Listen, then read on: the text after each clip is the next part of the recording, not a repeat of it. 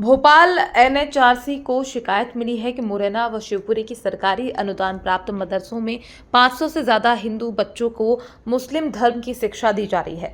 सदस्य प्रियंक कानूनगो ने इसे धर्मांतरण की साजिश बताया। हमको मध्य प्रदेश के मुरैना और शिवपुरी इत्यादि क्षेत्रों में कई सारे लगभग 500 हिंदू बच्चों के मदरसों में दाखिल होने की शिकायत मिली है और ये मदरसे सरकार द्वारा वित्त पोषित हैं, ये भी पता चला है। शिकायतकर्ता ने तो यहाँ तक आरोप लगाया है कि बच्चों को कुरान इत्यादि पढ़ा के इन हिंदू बच्चों को इस्लाम में धर्मांतरित करने का एक षड्यंत्र चल रहा है। हमने इस शिकायत को जांच के लिए मध्य प्रदेश सरकार को भेजा है। प्राइमा फेसाई हमारा ये मानना है कि हिंदू बच्चों का मदरसे में कोई काम नहीं है। अव्वल तो बात यह है कि अगर मुस्लिम बच्चे भी मदरसे जा रहे हैं तो उनको अपनी फंडामेंटल एजुकेशन के लिए स्कूल आना चाहिए। भारत के संविधान का अनुच्छेद 21 का ये निर्दिष्ट करता है कि बच्चों को स्कूल में लाना सरकारों की जिम्मेदारी है और इसके लिए शिक्षा का अधिकार कानून जो है वो अपनी धारा 1 में ये निर्दिष्ट करता है कि मदरसा वो संस्थान नहीं है जहां शिक्षा दी जाती है। इसलिए क्लियर ब्लैक एंड व्हाइट में बात समझना जरूरी है कि मदरसा वो जगह नहीं है जहां बच्चों को शिक्षा दी जाती है।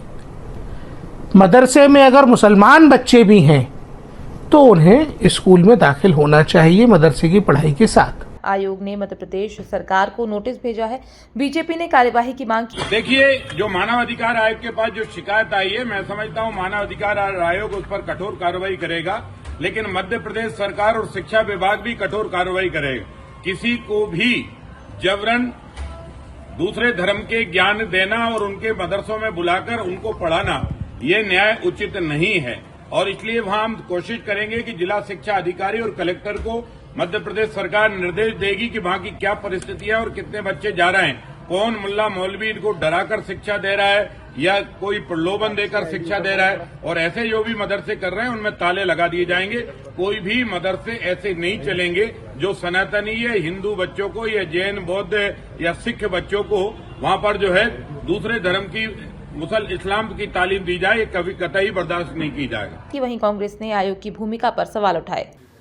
बिल्कुल गलत तरीके से कानूनगो ने मिशन हॉस्पिटल को बंद कराया, केवल इसलिए कि वो मिशनरी के द्वारा संचालित हॉस्पिटल था।